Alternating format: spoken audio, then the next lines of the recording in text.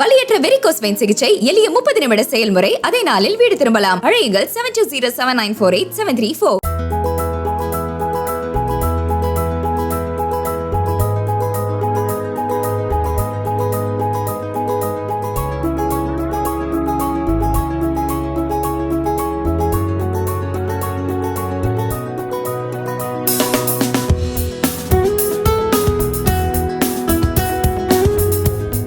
புதுச்சேரியை அடுத்த பண்டக சோழநல்லூர் கிராமத்தில் 10 மற்றும் 12ஆம் வகுப்பு தேர்வில் தேர்ச்சி பெற்ற மாணவர்களுக்கு உதவி ஆய்வாளர் இளங்கோ ஊக்க பரிசுகள் வழங்கி பிரியாணி விருந்தும் வைத்து கௌரவித்தார். கடந்த 1998ஆம் ஆண்டில் தன்னுடன் சேர்த்து 6 பேர் மட்டுமே அவ்வூரில் 12ஆம் வகுப்பில் தேர்ச்சி பெற்றதாகவும் தற்போது 50க்கும் மேற்பட்டோர் தேர்ச்சி பெற்றிருப்பது மகிழ்ச்சி அளிப்பதாகவும் இளங்கோ கூறினார்.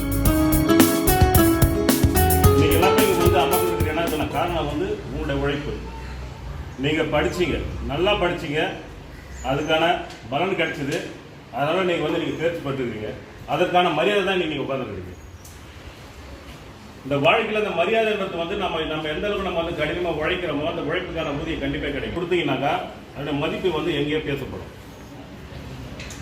மாநில அளவில் சரி, உலக அளவில் பேசப்படும். அந்த கல்விக்கு நீங்கள் அந்த உழைப்பை நீங்கள் கொடுத்தீங்கன்னாக்கா இந்த மாணவர்களை நம்ம எந்த அளவுக்கு நம்ம ஊக்கப்படுத்துறோமோ, எந்த அளவுக்கு நம்ம அவங்களுக்கு நம்ம சப்போர்ட் பண்ணுறோமோ, அவங்களுடைய கல்வியை நம்ம எந்த அளவுக்கு மேம்படுத்துறோமோ, அப்போ தான் நம்முடைய கிராமத்துடைய வளர்ச்சி அதிகமாக இருக்கும். இன்றைக்கி நாங்கள் காரணமே என்னன்னாக்கா எப்பவுமே கிடையாது.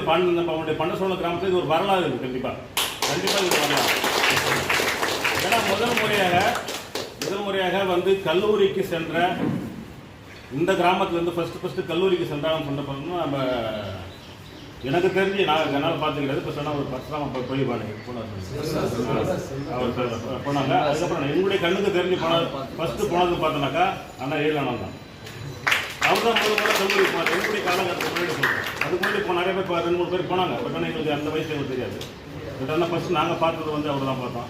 அதன் பிறகு நாங்கள் அடுத்தது நாங்கள் ஒரு 6 பேர் நாங்கள் சேர்த்து கல்லூரிக்கு போனோம். இங்கேருந்து 12ஆம் வகுப்பு தேர்ச்சி பெற்று கல்லூரிக்கு போனோம். அதுதான் நம்முடைய கிராமத்தினுடைய வரலாறாக இருந்தது. 6 பேர் ஒரே நேரத்தில் தேர்ச்சி பெற்று கல்லூரிக்கு போனால் அந்த அந்த வருஷம் தான். நான், சந்திரமோகன், ஜெயராம, கலிமூர்த்தி, செந்தில்குமார், இவங்களாம் நாங்கள் ஃபஸ்ட்டு போனோம். 98 அந்த சமயம் தான் ஃபஸ்ட்டு நாங்கள் 6 பேர். அப்போ அப்போ நாங்கள் 6 பேர் பண்ணோம். ஆனால் அதன் தொடர்ச்சியை நாங்கள் அடுத்து பார்த்தோன்னாக்கா 2 பேர், ஒரு ஆள், 3 பேர், அவ்வளோதான். அதுக்கப்புறம் அதனுடைய முக்கியத்துவம் யாருக்கும் தெரியலையா, இல்லை ஏன் படிக்கலையா, இல்லை பசங்க வழி தவறி போகிறாங்களா, என்ன காரணமே எனக்கு புரியல. ஸோ ஆனால் இப்போ நான் நேற்று இந்த ரிசல்ட்டுக்கு அப்புறம் நான் கேட்கும்போது சொல்கிறாங்க எத்தனை பேர் பாஸ் பண்ணி ஒரு 5 பேர் இதுக்கு மேலே ஒரு 10 பேர் இருக்குமா நான் கேட்கும்போது அப்போ நம்ம தம்பி சொல்கிறாரு, இல்லைண்ணா இது 12th மட்டும் 24 பேர் பாஸ் பண்ணிக்கிறாங்க அப்படின்னா எனக்கு பயணமாக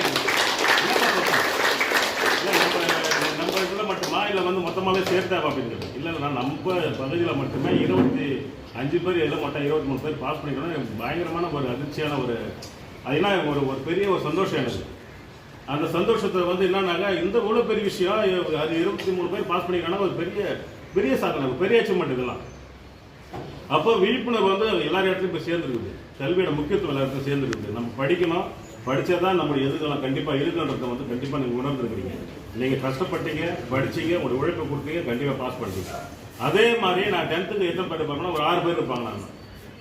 நான் 6 பேர் தான் 10th நான் பண்ணுறேன். அதுக்கப்புறம் கணக்கு எடுத்துப்பாங்கன்னா 20 பேர் இருக்கும். ஏன்னா இது நம்ம ஊர் இந்த மாதிரி ஒரு வளர்ச்சி பயங்கரமாக இருக்குது, ஒரு பெரிய விஷயமா இருக்குது.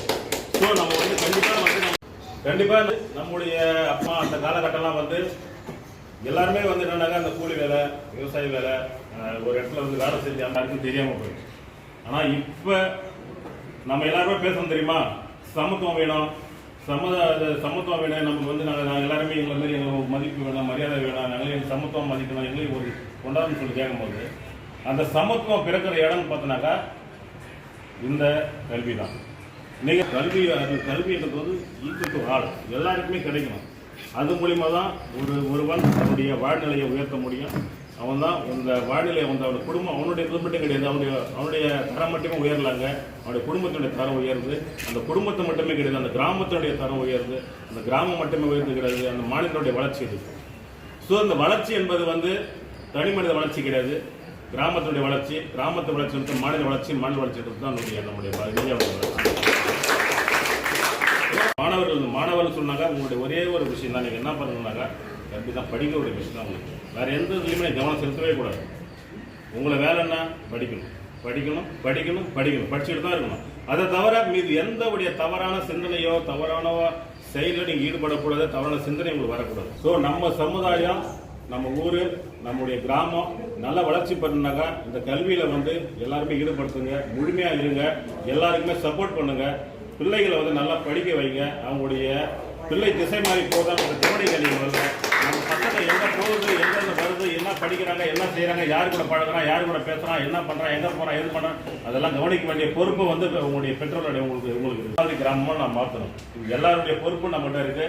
இன்னிலிருந்து நம்ம எல்லாருமே ஒரு சபதம் எடுத்துக்கணும்.